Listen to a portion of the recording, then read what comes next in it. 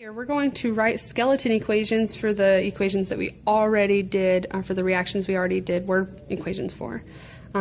So we've already looked at our word equations for these guys over here on one of those former slides.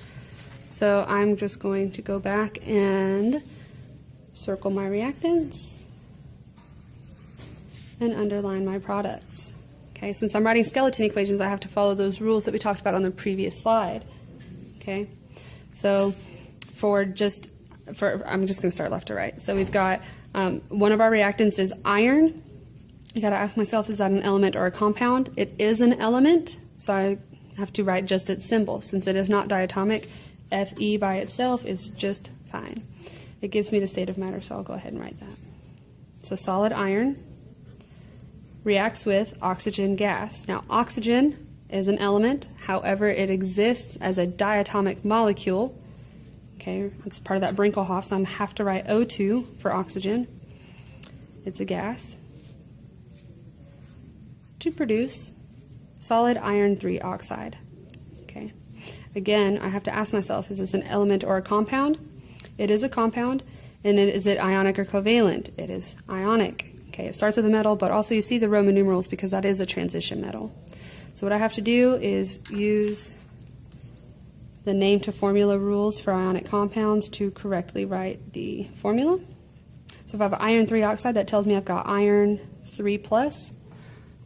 Okay, reacting with oxygen as an ion, which is O with a 2 negative charge. I'm going to swap and drop, and I'm going to get Fe2O3. Okay, so that is iron 3 oxide. And it is a solid. Solid iron plus oxygen gas makes or yields or produces or reacts to produce solid iron 3 oxide. Okay, let's look here. We've got propane gas. This is a reactant reacting with oxygen in the air to produce water vapor and carbon dioxide gas.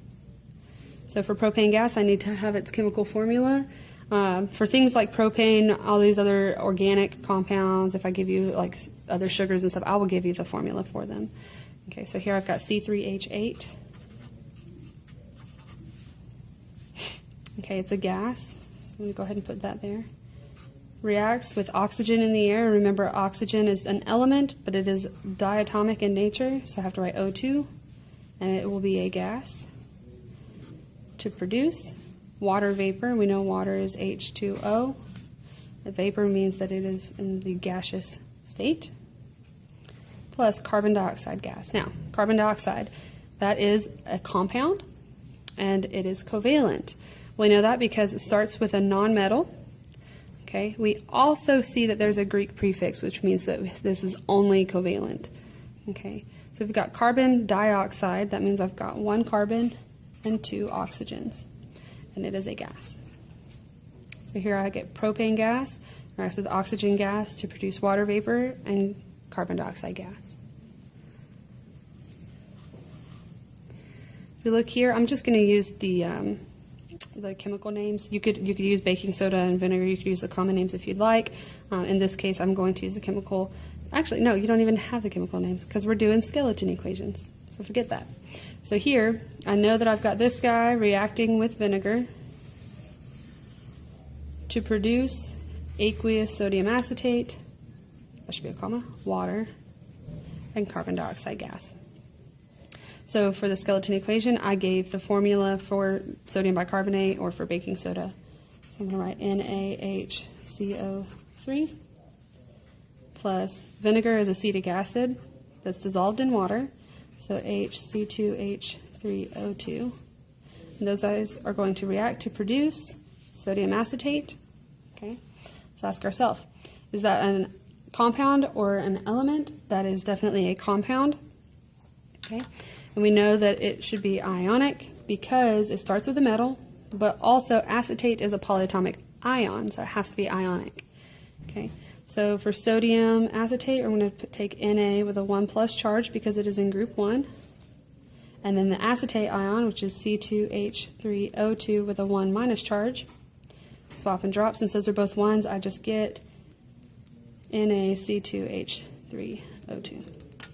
So I'm going to put that over here. Okay. Tells me that it's aqueous, so I'm going to go ahead and put that there. It also produces water. And I know water is a liquid at room temperature. And carbon dioxide gas. Now we already did this above, but let's go back. Ask yourself, element or compound? Compound, is it ionic or covalent? This should be covalent. We've got 2 nonmetals. Also see the Greek prefix that kind of gives it away. So we've got 1 carbon and 2 oxygens. Okay, and it's a gas. All right, let's go back and make sure that we have our states of matter, which we do not for our reactants, but all of our products have them. Okay, baking soda or sodium bicarbonate we know is a solid at room temperature. We know vinegar is also an aqueous solution. Okay, it is not a liquid, it is not pure. It is something dissolved in water, so it's aqueous. Okay, there you go.